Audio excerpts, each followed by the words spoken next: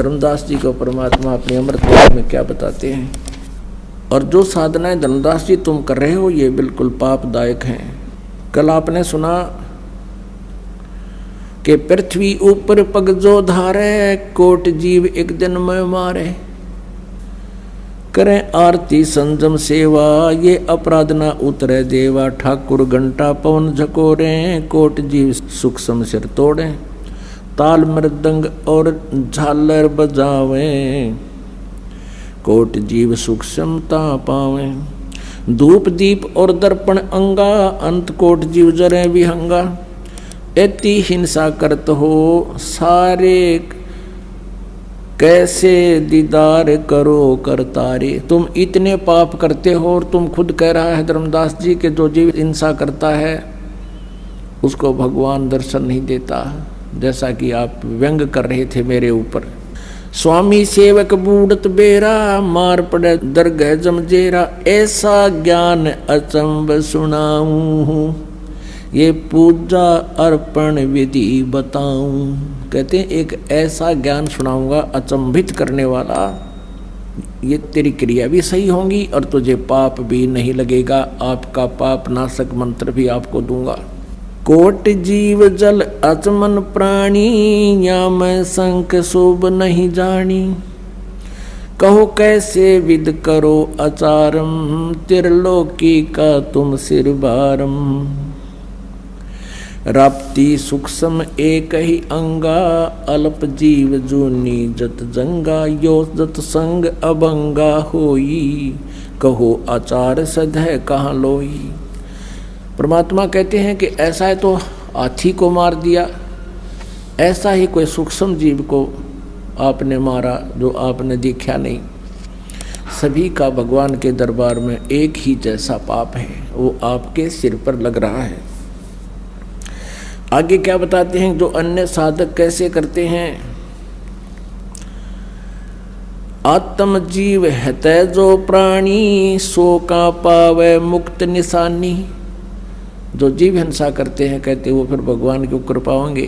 कबीर जी कहते हैं उर्द पींग जो झूले बेखा, उनका कदे न सुलझे लेखा। अब जो साधक ये शास्त्र विधि त्याग का मनमानी पूजा करने वाले क्या करते हैं, कोई तो सिरासन करता ऊपर को पैर नीचे को सिर, और कोई पींग गाल लेते हैं, एक झूला डाल लेते हैं, उसके सारे खड़ा होकर तप करते हैं। मोटे मोटे पैर सूज जा, पैरों में जख्म हो जाते हैं, ये डलेट हो रहे हैं। और कोई ऊपर बैठ जाता ऊंचे से स्थान पैर उड़ा, चमटा गाड़ ले, धूना ला ले, और दूर तो दिखा दुनिया में महात्मा बैठा है। परमात्मा कहते हैं डंब करें डूंगर चढ़े। डूंगर माने ऊंचे स्थान, पहाड़ टिल्ले पे। डंब करें डूंगर चढ़े, अंतर झीनी झूल। जग जाने यो बंदगी करे, यो भक्ति करे। अरे बोवे सूल बबूल। जनता तक बोली बाड़ी ने सोचा यो महात्मा बैठा हुआ अपनी भक्ति कर रहा है, ये तो अपने भविष्य में कांटे बो रहा है, क्योंकि शास्त्र विधि त्याग का मनमानी पूजा कर रहा है। क्या कहते हैं उर्द पींग जो झूले भेखा। भेखा माने ये पंथ, जिनका कदे न सुलझे लेखा। ऐसा ज्ञान सुनावे हूँ, ना कहीं भ्रमण जावे। गरीबदास जिंदा कहे है, धर्मदास उर भावे। कि अंदर तो सुनने की चेष्टा कर, एक भाव बना मेरे से ज्ञान ग्रहण करने का। मैं तुझे ऐसा ज्ञान सुनाऊंगा कि तुझे धक्के खाने की जरूरत को ना। भाई जो गुरु बचन पे डट गे रकट गे फंद 84 के। भाई जो गुरु बचन पे डट गे रकट गे फंद 84 के। कट गे फंद 84 के, रकट गे फंद 84 के। भाई जो गुरु बचन पे डट गे रकट गे फंद 84 के। वस्तु मिली ठोड़ की ठोड़, मिट गई मन पापी की दौड़। वस्तु मिली ठोड़ की ठोड़, मिट गई मन पापी की दौड़। ये भरम मिटे मथुरा काशी के, भरम मिटे मथुरा काशी के। भाई जो गुरु बचन पे डट गे रकट गे फल 84 के। अब क्या कहते हैं, वस्तु मिली ठोड़ की ठोड़, यानी भगवान की भक्ति करनी है, कितने बैठ के कर ले वही साधना हो जाएगी। चलते कर ले, बैठते कर ले, जैसे यजुर्वेद अध्याय नंबर 40 के श्लोक नंबर 15 में कहा है कि मेरी साधना करनी है। वेद ज्ञान दाता ब्रह्म कहता है तो ओम करतु समर किलवे समर कर तुम समर। ओम नाम का जाप काम करते करते समन कर, विशेष कसक के साथ समन कर, और मनुष्य जीवन का प्रथम कर्तव्य जान के समन कर। इसी प्रकार पूर्ण परमात्मा की भक्ति करनी, वो भी यही तरीका है। सूक्ष्म वेद में लिखा है, नाम उठत नाम बैठत नाम सोवत जागवे, नाम खाते नाम पीते नाम सेती लागवे। कहते काम करते करते चलते फिरते उठते बैठते मालिक ने याद रखिए, मंत्र जाप करता रहे। जैसे आप कहीं सफर कर रहे हो, 2 घंटे बस में लगते हैं, अपना मंत्र आपको दे रखा है, बैठ के सीट पे और अगले डंडे बदल ले सिर, ये तो बातें ना करे, वहाँ से सुमन का करे डूंडा उठा दे।